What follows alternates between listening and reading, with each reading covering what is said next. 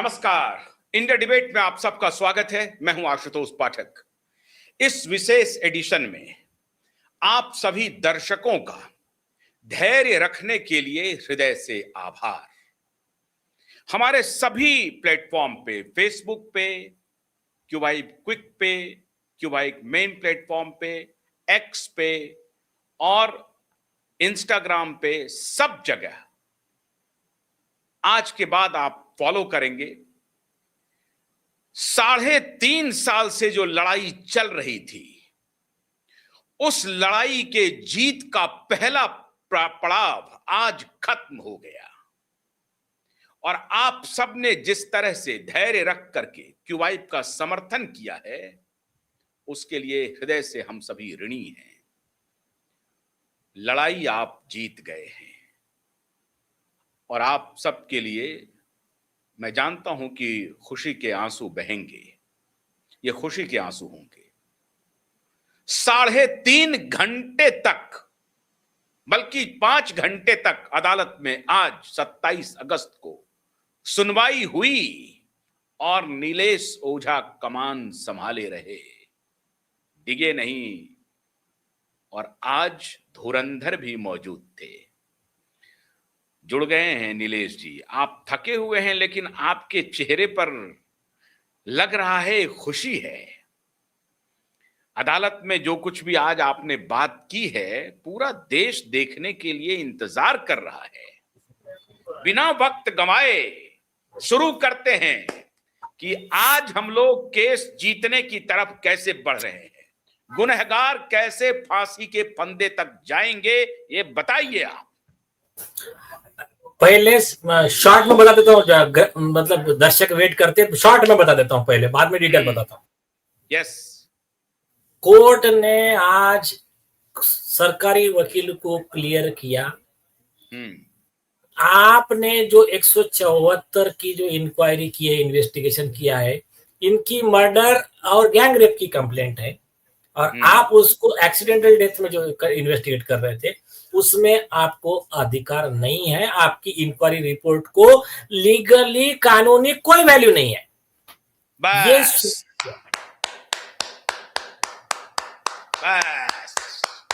कुछ नहीं होगा, कुछ नहीं होगा, कुछ नहीं होगा। अरे होगा, क्यों नहीं होगा? होगा। और कोर्ट ने कहा कि एक पिता को अपने बेटी की मौत का सच जानने का अधिकार है। उसके मन में जो भी डाउट है वो दूर करने का जिम्मेदारी आपका है और वो आपका एक्सीडेंटल डेथ के इंक्वायरी में नहीं हो सकता। ताली बजाइए, ताली बजाइए। करके ही इन्वेस्टिगेशन करेंगे तो होगा।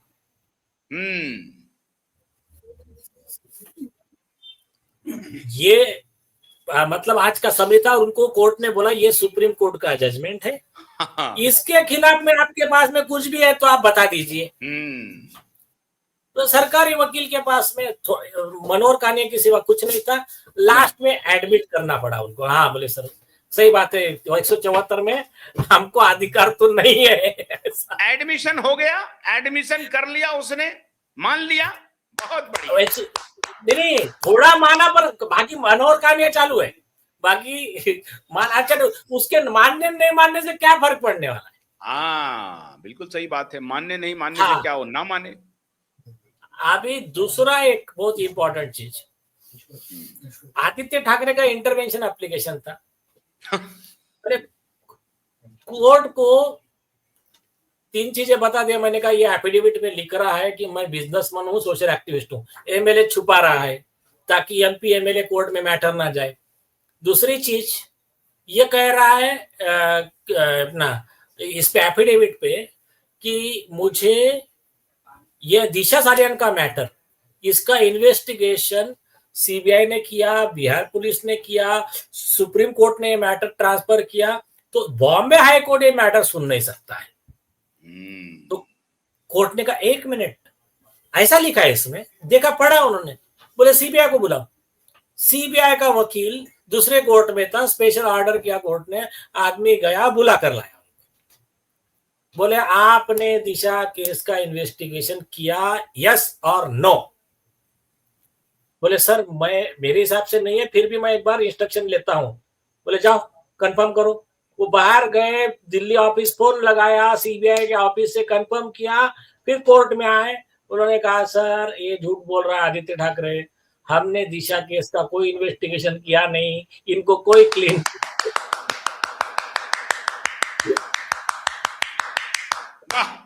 आगे बोलिए।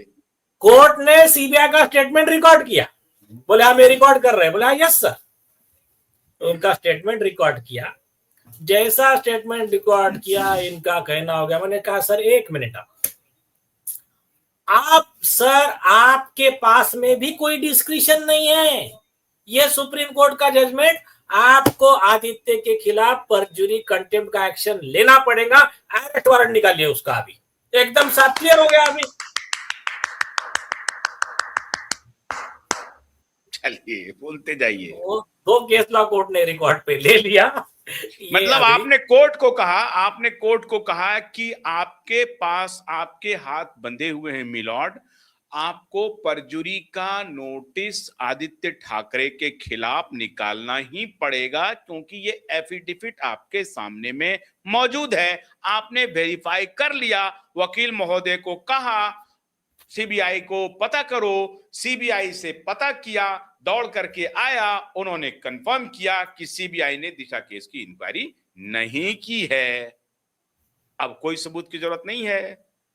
हाँ मिल गया। हाँ ठीक। और ठीक है, मैं कह रहा हूं छोड़ दीजिए, कोर्ट को तो दे दिया।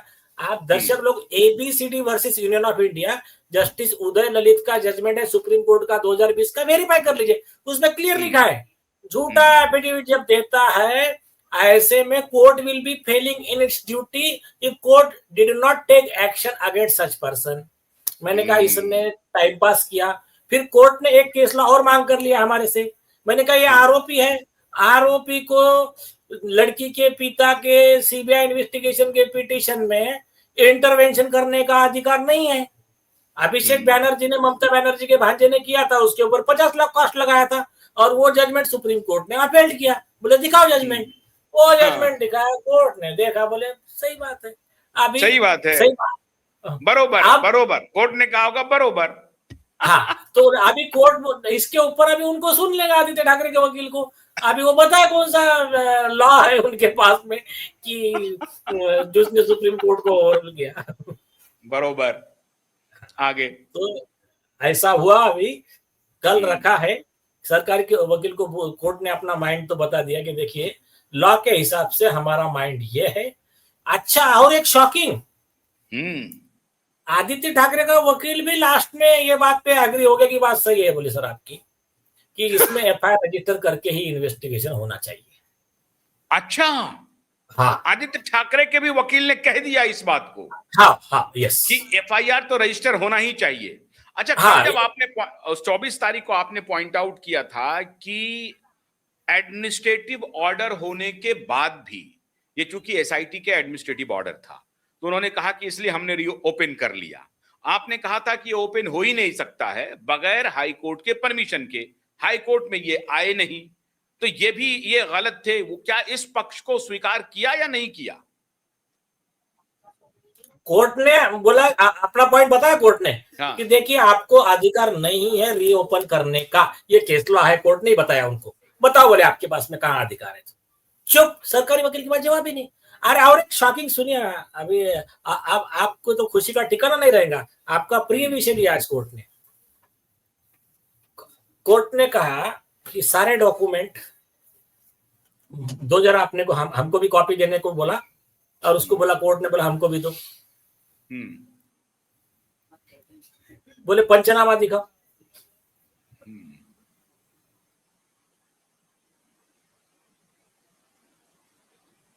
पंचनामा किया तो आप बोले आपके एफिडेविट में लिखा है दिशा ने दरवाजा अंदर से बंद कर लिया था, और वो दरवाजा खोल नहीं रही थी, लॉक कर दिया था अंदर से। आपके पंचनामा में दिखाओ कि वो लॉक टूटा हुआ कहां पर है। कोर्ट ने पूछा।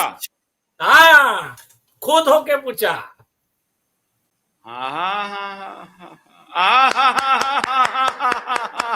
अच्छा, ये पहन रहा है।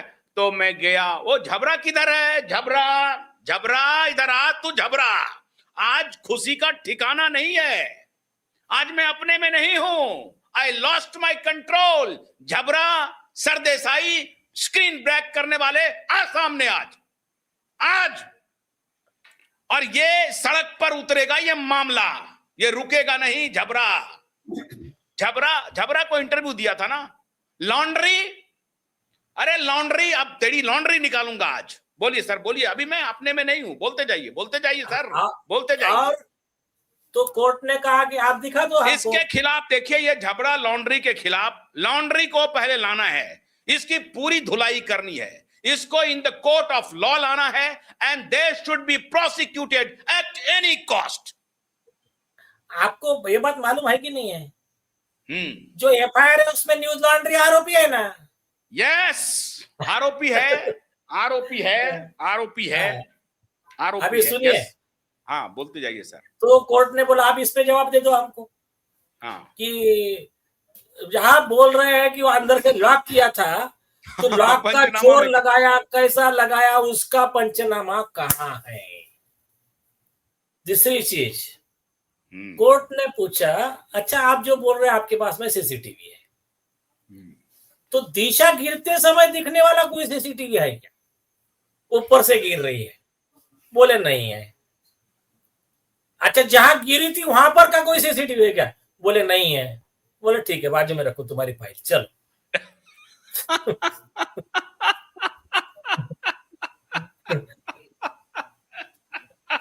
हाँ, बोलते जाइए सर, बोलते जाइए। फिर कोर्ट ने पूछा, हाँ सरकारी वकील क्या बोले मालूम है क्या? अरे सर बोले वो इतने 4 साल के बाद आए, 5 साल के बाद आए, पहले इन्होंने बोला हमको कोई शक नहीं है। तो बोले ठीक है, तब नहीं होगा शक, बाद में शक आ गया तो क्या फर्क पड़ गया? बोले ना सर नहीं, लेकिन इतना डिले। बोले सुनो, तुमने 3 साल के बाद में केस रीओपन क्यों किया? तुमको कोई अधिकार नहीं दिशा के पिता के ऊपर उंगली उठाने का। बोले तुमने खुद 3 साल के बाद ओपन किया। और दूसरी चीज, तुम कह रहे तुमने एडीआर क्लोज कब किया? बोले अप्रैल 2026 को। इनको कॉपी कब दिया? बोले सर आज दिया। आज दिया ना, इनको आज से कॉज ऑफ एक्शन स्टार्ट हो रहा है। तुम्हारी फाइल देखने के बाद उसमें से अगर तुम्हारा कुछ बोगसपना दिखा तो ये कल भी केस फाइल कर सकते। तो वो वाले पॉइंट पे आर्गुमेंट मत करो। बोले आप, ये कोर्ट ने क्रॉस किया सर, कोर्ट ने क्रॉस किया। वाह वाह, बहुत जबरदस्त क्रॉस था सर, जबरदस्त। मतलब ये पहले बरगलाने की कोशिश किया, अरे सर ये इतने दिन के बाद आ गया। ये मैं रिपीट कर रहा हूं, दर्शकों आप परेशान मत होइए, मैं रिपीट कर रहा हूं उनके स्टेटमेंट को, जो भूल गए हो, जो नहीं सुन पाए हो। सरकारी वकील ने दलील दिया कि इतने दिन के बाद सर ये आए, पहले इन्होंने, इनको कोई शिकायत नहीं थी, कोई शंका नहीं थी, फिर ये शंका और शिकायत करने लगे। तो कोर्ट ने पूछा तुमने रीओपन क्यों किया? 22 में ही एसआईटी तो रीओपन हो गया ना सर, एसआईटी गठित हो गया, 22-23 में रीओपन हो गया। और क्लोज रिपोर्ट किया तुमने कब? अप्रैल 2026 में। रिपोर्ट दिया तुम आज। अच्छा बस। और कोर्ट ने एक सवाल पूछा, बोले इतना बताइए, ये तुम्हारा ही सर्कुलर है पुलिस डिपार्टमेंट का, जो हमको हमारे पुलिस मित्रों ने दिया था, वो कोर्ट को दिया। बोले इसमें क्या लिखा है? 24 घंटे के अंदर पोस्टमार्टम के रिपोर्ट की कॉपी दिशा के पिता को देना है आपको। मेरा सीधा सवाल है, कोर्ट ने बोला एक ही पॉइंट पे बात कीजिए।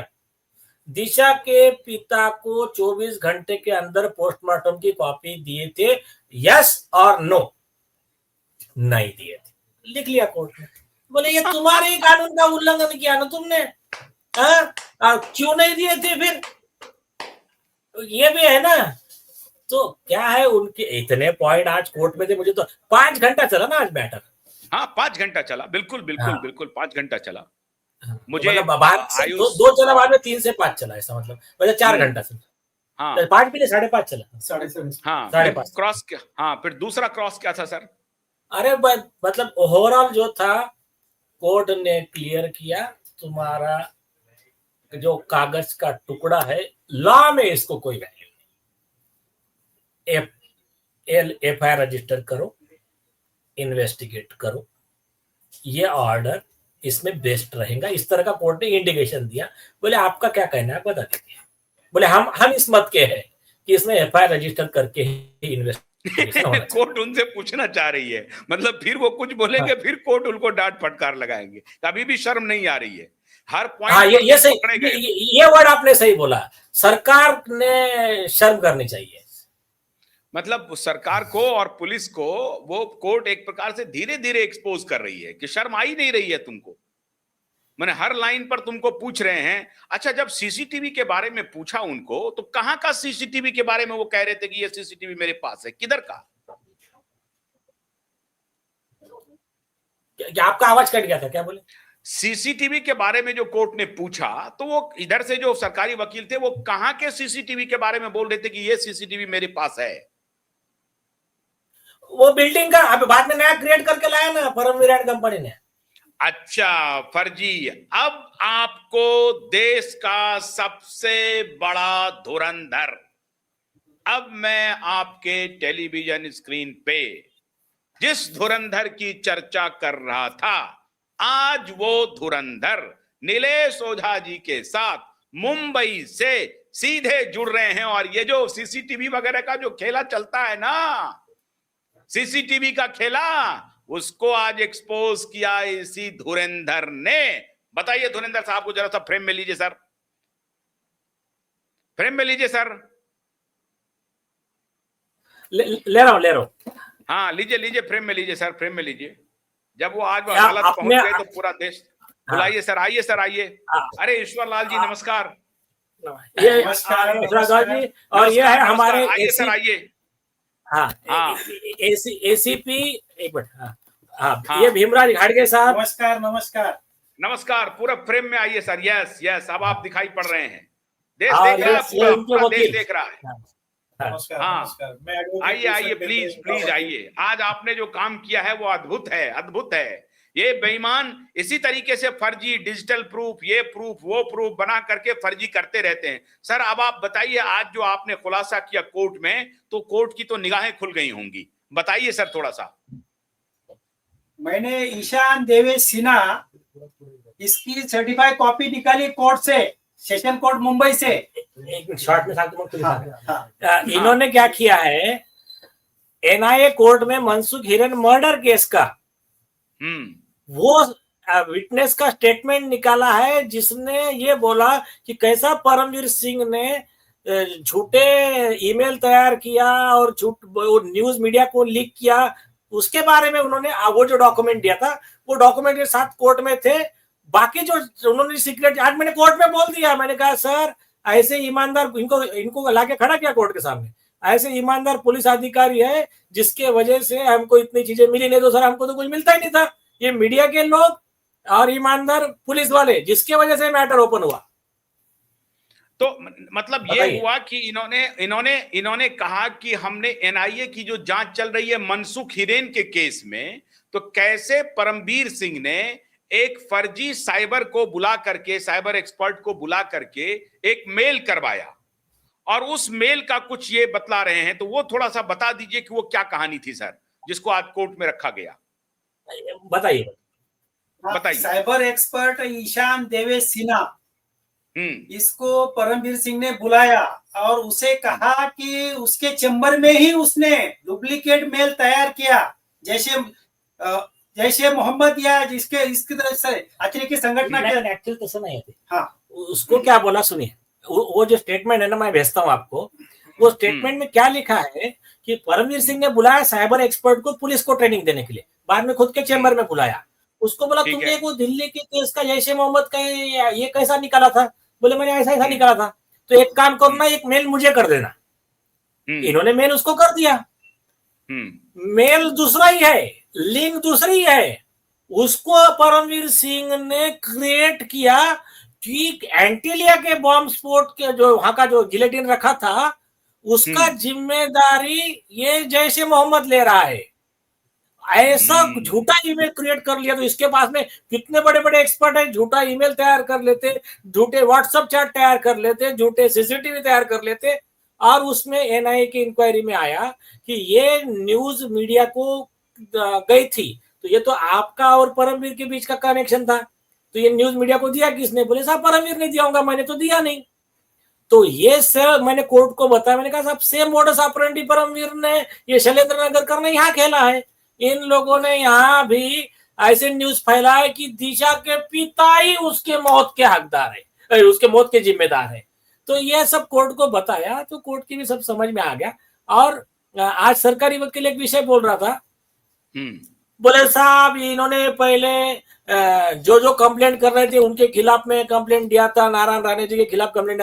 कोर्ट ने कहा मुझे उन बातों से कुछ लेना देना नहीं है, मेरा सिर्फ एक ही चीज है, आज उन्होंने कंप्लेंट दिया, एफआईआर करके इन्वेस्टिगेशन करना है, ये हमको लगता है। आपका क्या कहना है, बोलो। वाह।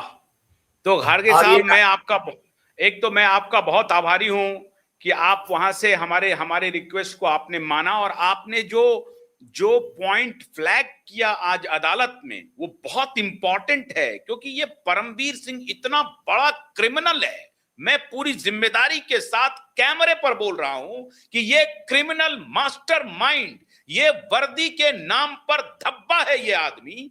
इसी आदमी ने साध्वी प्रज्ञा सिंह ठाकुर को, जो बाद में सांसद बनी, कर्नल पुरोहित को किस प्रकार की यातनाएं दी, और स्वीकार करवाने के लिए कि तुम बोलो कि हिंदू आतंकवाद को ये दिग्विजय सिंह, कांग्रेस के दिग्विजय सिंह भ्रष्टाचारी नेता, उसके इशारे पर, इन महाभ्रष्टाचारियों के इशारे पर ये हिंदू नैरेटिव गढ़ रहे थे, हिंदू आतंकवाद का नैरेटिव गढ़वा रहे थे ये परमवीर सिंह।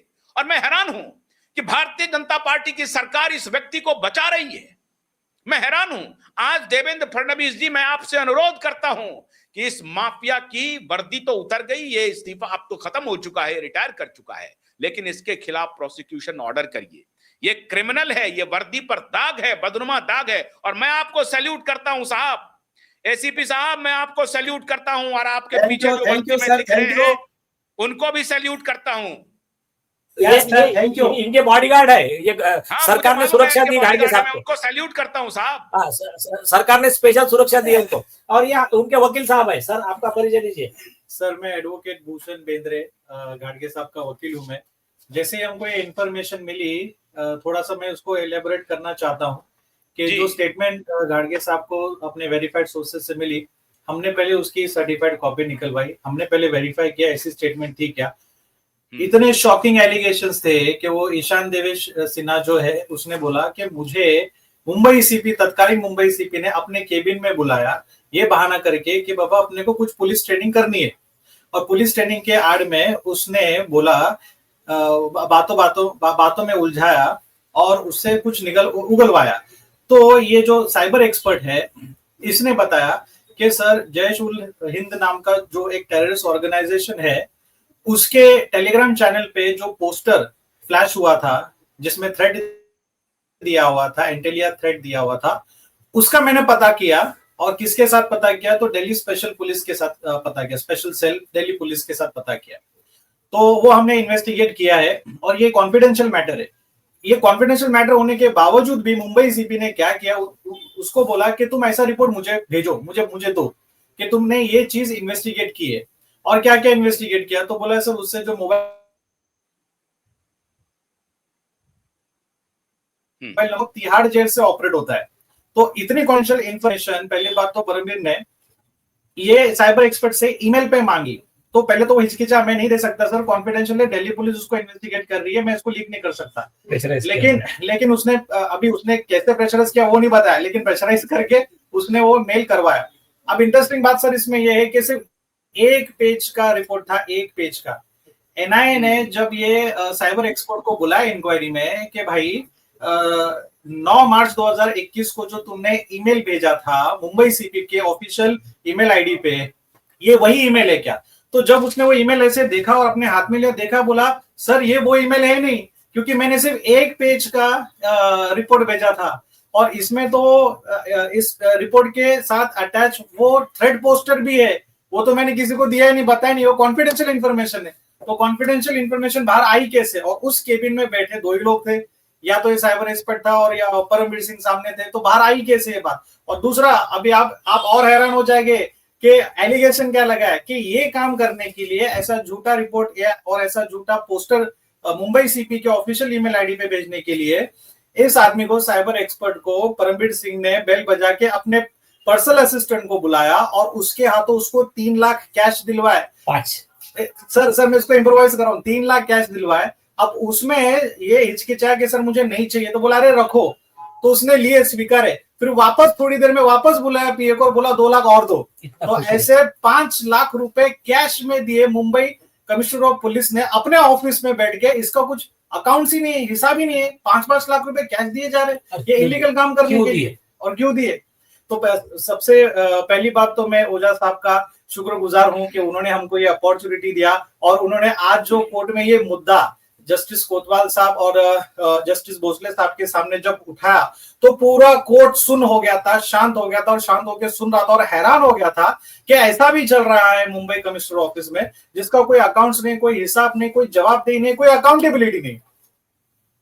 नहीं तो उसके खिलाफ प्रोसिक्यूशन का ये सुन करके जज साहब मौन थे, मतलब अब चूंकि उसका मामला आएगा। हाँ सुनिए वो विषय कोर्ट ने बोला यार ऐसे तो 500 मैटर है ना, फिर ये होता जाएगा ना। ठीक बात है, ठीक बात है, ठीक। वो बोले आशुतोष पाठक की बातों में आना मत, आप वो इमोशनल हो जाते हैं। तो बोले कोर्ट ने स्ट्रिक्ट वार्निंग दिया हमको। इमोशनल नहीं हो रहे हैं, कोई इमोशनल नहीं हो रहे हैं। हम तो ये कह रहे हैं कि वो तो सन्न रह गए होंगे, जैसा ये वकील साहब कह रहे हैं। हमारे दूसरे धुरंधर है ना, रशीद खान पठान साहब। आइए साहब, आइए प्लीज प्लीज प्लीज। आप भी अपनी बात बताइए सर, प्लीज। आप सभी फ्रेम में रहें सब लोग। हाँ यस, आप भी रहिए वकील साहब, फ्रेम में रहिए। हाँ खाड़गे साहब आप भी फ्रेम में रहिए। हाँ बोलिए धुरंधर साहब, बोलिए।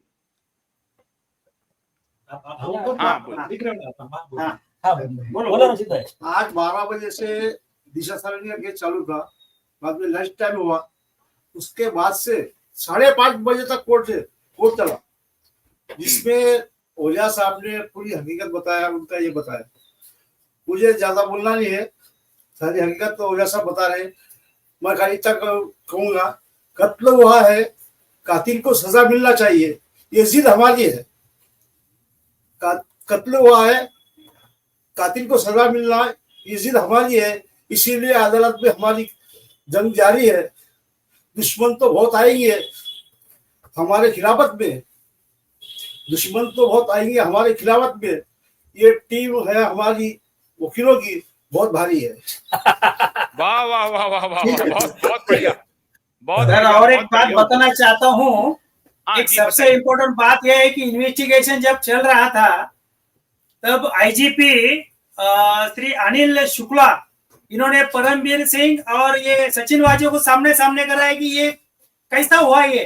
तब परमवीर सिंह ने ये कन्फेस भी किया था कि मैंने बोलने से ये सब सचिन ने किया है।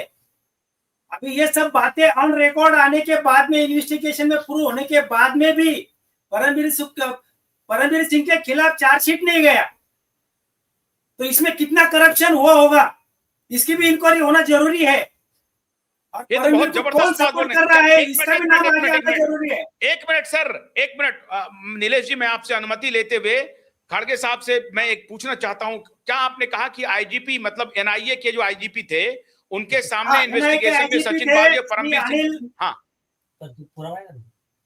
हाँ बोलिए प्लीज। इनको साथ में बिठा के जब इन्वेस्टिगेशन किया, तो तब परमवीर सिंह ने कन्फेस किया कि हाँ मैंने सचिन को बोला था ये सब कुछ करने के लिए, मेरे कहने से उसने किया।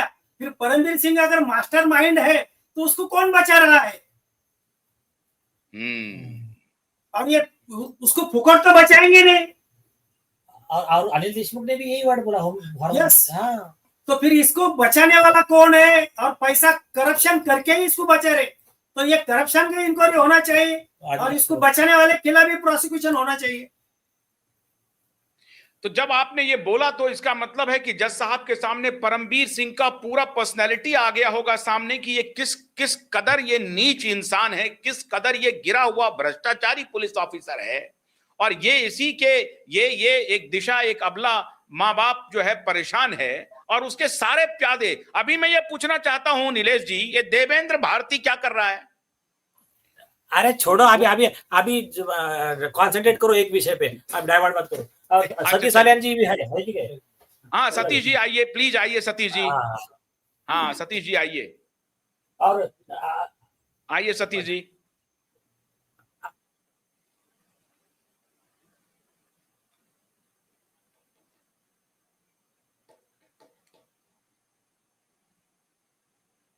बहुत बड़ा दिन है आज सर, बृहस्पतिवार है, वैसे भी बड़ा दिन है। आइए सतीश जी, आइए।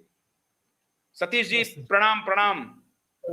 मुझे अपने प्रणाम, 2 मिनट प्रणाम। बात करना है। हाँ ये लो सुनो, पहले ये साइड, हाँ, ये साइड, एक इधर, मिनट, इधर। हाँ, ये बस बस बस। हाँ मुझे मैं गया जिले में कुछ अच्छा काम किया रहेगा, ये जिले में कुछ अच्छा काम किया रहेगा, तो आप जैसे आदमी मुझे मिले, आशुतोष जी आप मिले, और ये सब बड़े साहब हमारे चाणक्य साहब मुझे मिले। एक ये बार मेरा- दोबारा बोलिए, मैं सुन नहीं पाया। आप एक बार फिर से बोलिए, थोड़ा सामने आकर के। हाँ बोलिए। बस मैं इतना और सामने हूँ। थोड़ा दूर से।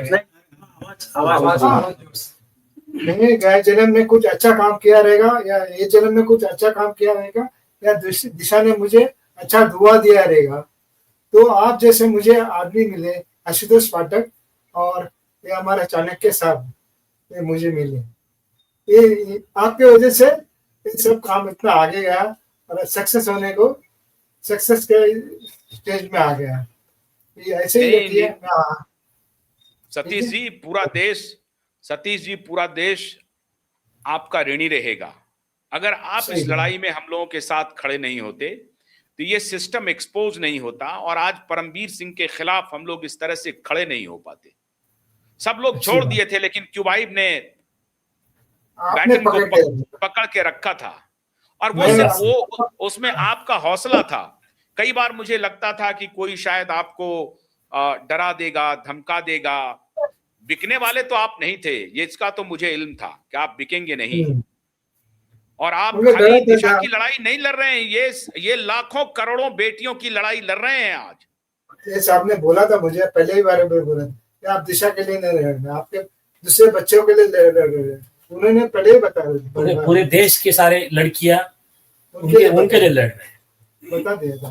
और अपने आशुतोष जी, अपनी पूरी टीम है, मैं देख रहा हूं पीछे हाँ। में अभिषेक हाँ। है, आयुष है, एक एक करके आओ, एक एक करके आओ, एक एक करके आप आइए। आप सभी वहां पर डटे रहे, और दिखना खड़े रहे। चाहिए। ये जेनजी लॉयर्स हैं, ये जेनजी ये लॉयर्स। आपका जेनजी लॉयर भी इधर है। हाँ, जेनजी लॉयर्स को भी बुलाइए, जेनजी लॉयर्स को। ये जेनजी लॉयर्स देव, जिन्होंने आयुष, सौरभ दास को पूछिए, आयुष तिवारी जी गए थे आदित्य ठाकरे को समर्थन देने के लिए। अच्छा, मैंने चुनौती दिया था आयुष जी अभी मुक्तेश्वरानंद को, शंकराचार्य को, कि अपनी ताकत लगा लो, हम भी भगवान की उपासना करते हैं, आप भी उपासना करो, आप तो शंकराचार्य की कुर्सी पर हो, देखते हैं आप उसको मुख्यमंत्री बनाते हो कि नहीं बनाते हो।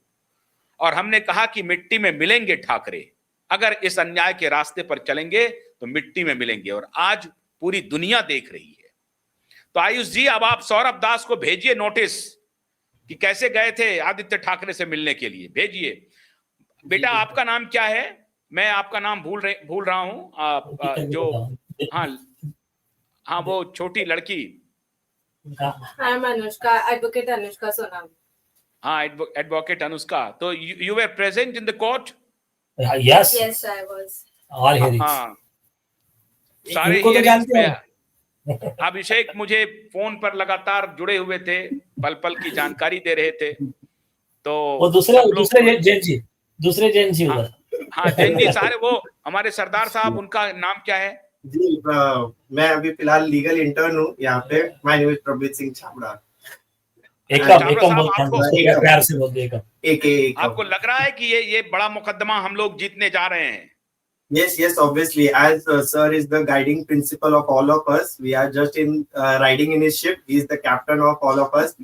In his guidance, for sure, we will lead to success by tomorrow only. Hope for the best. Shivam, अभिषेक, ये यहाँ पे हो गए, सब हो गए। क्या है आशुतोष जी? हाँ, इसको देखो, इसको सही लड़ाई बोलते देश की एकता की। इसमें हिंदू, मुस्लिम, सिख, ईसाई, हर जात धर्म के लोग एक साथ है। काय के लिए? सिर्फ न्याय के लिए। आज कोर्ट में ना एक विषय ऐसा आया कि वो सरकारी वकील बोल रहा था, तो मैंने एक पॉइंट बोला, मैंने कहा देखिए, हाँ मिड डे का विषय। मैंने कहा देखिए सर, मिड डे के ऊपर हमने केस किया हुआ है, लेकिन मिड डे की एक बात की हमको तारीफ करना जरूरी है, उसने फॉरेंसिक एक्सपर्ट को मिलके जो स्टिंग ऑपरेशन करके जो चीज ऑन रिकॉर्ड लाया, मैंने कहा उसके लिए उसका तारीफ करना जरूरी है। तो वो बोलता अरे तो मतलब आप तारीफ भी करते? मैंने कहा देखिए मैं उस प्रिंसिपल पे काम करता हूँ, don't see who is right, see what is right. वाह, जज साहब भी वाह, हंस वाह। दिए।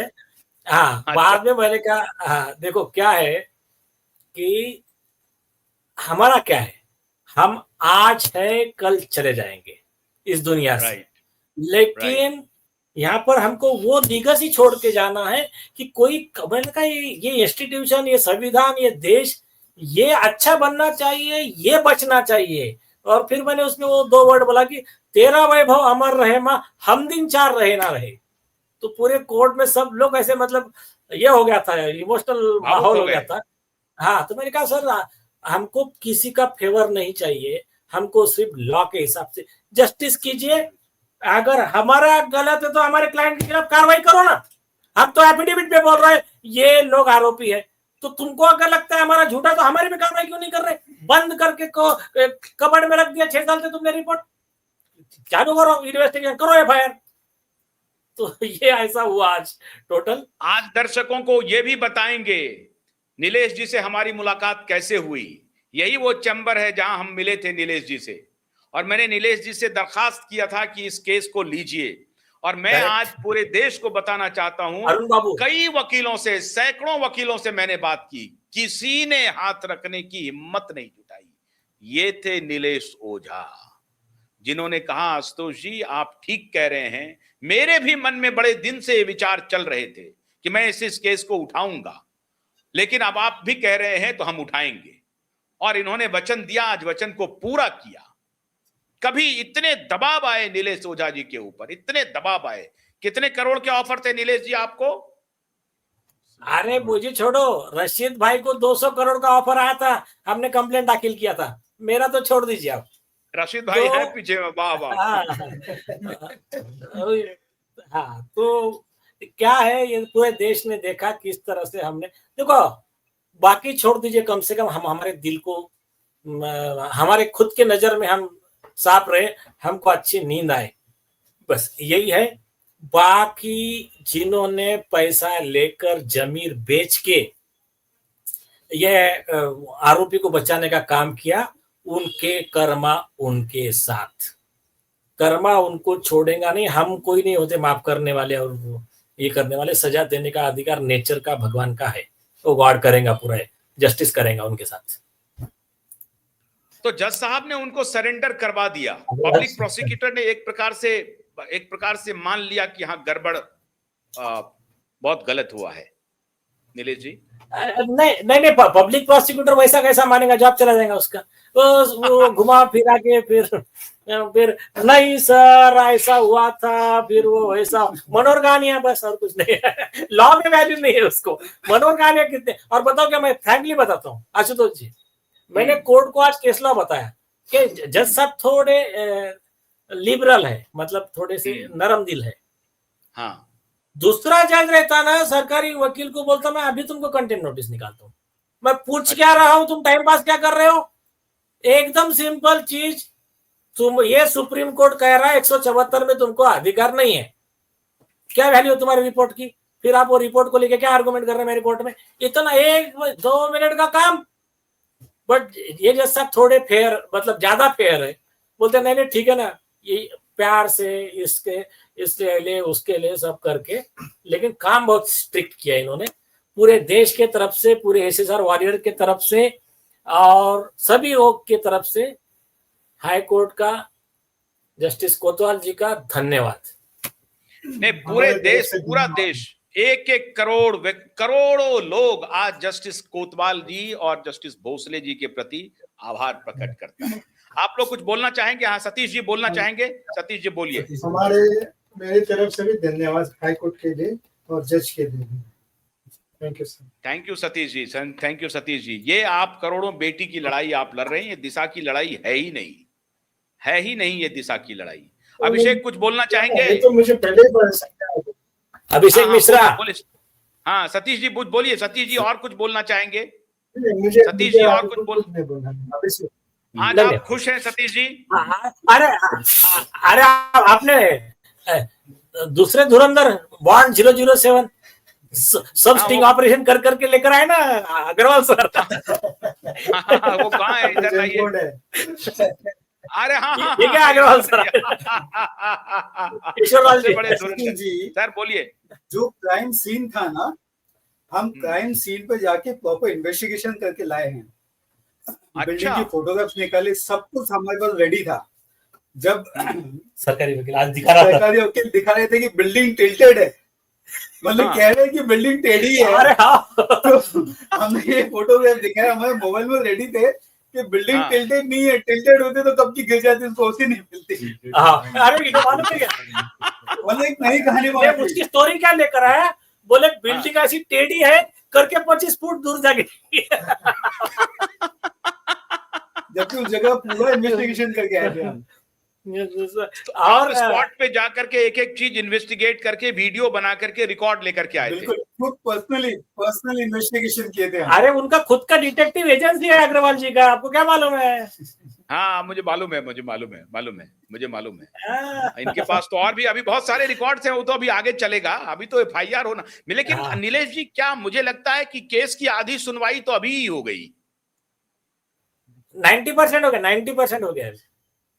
90% हो गई, तो मेरे ख्याल से वो फांसी तक के लिए सारे रिकॉर्ड्स आ गए हैं, जो आप हमेशा कह रहे थे कि फांसी तक जाना है। अरे आज मैंने कोर्ट को सुनिए आज सब कोर्ट में आर्गुमेंट क्या किया मैंने कहा सर एक मिनट रुकिए, ये सुप्रीम कोर्ट के 2 जजमेंट है, बॉम्बे हाई कोर्ट का जजमेंट है, ये केस सिर्फ एफआईआर का नहीं है बोला सर।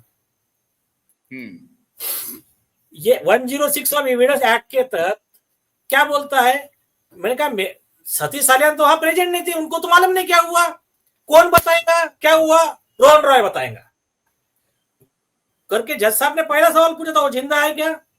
हाँ। तो मैंने कहा अगर वो बताएगा ना, अगर उसने दिया वो एक्सप्लेनेशन अगर झूठा निकला तो सुप्रीम कोर्ट कहता है ये इटसेल्फ प्रूफ है कि यही ऑथर ऑफ क्राइम है।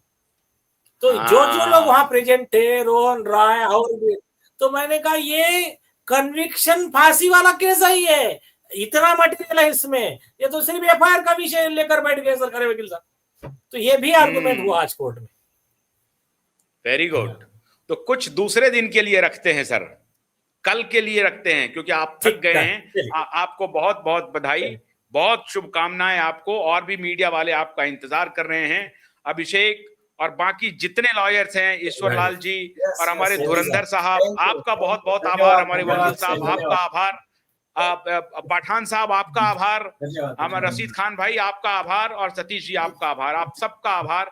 कल एक बार फिर दोबारा हम मिलेंगे और अपने दर्शकों को बताएं कि आपका धैर्य, नीलेश ओझा जी की पूरी टीम की लड़ाई, नीलेश ओझा जी की लड़ाई। आज जब मैं बात कर रहा था एडवोकेट घनश्याम उपाध्याय से, तो उन्होंने कहा कि अगर मौका लगा, अगर नीलेश जी थकेंगे तो हम कल मोर्चा संभालेंगे। लेकिन आशुतोष जी निराश नहीं होइएगा।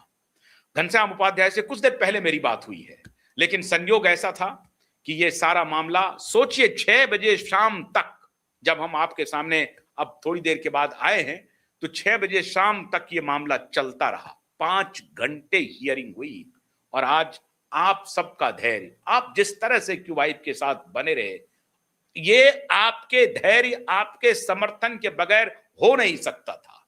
इसीलिए सबसे अधिक आभार एसएसआर वॉरियर का और सभी दर्शकों का। बहुत बहुत शुक्रिया। कल एफआईआर का ऑर्डर आएगा। आज सब कुछ क्लियर हो गया। कल ऑर्डर, जो एक प्रक्रिया है, वो ऑर्डर लिखा जाएगा, क्योंकि 5-5 घंटे तक हियरिंग हुई है।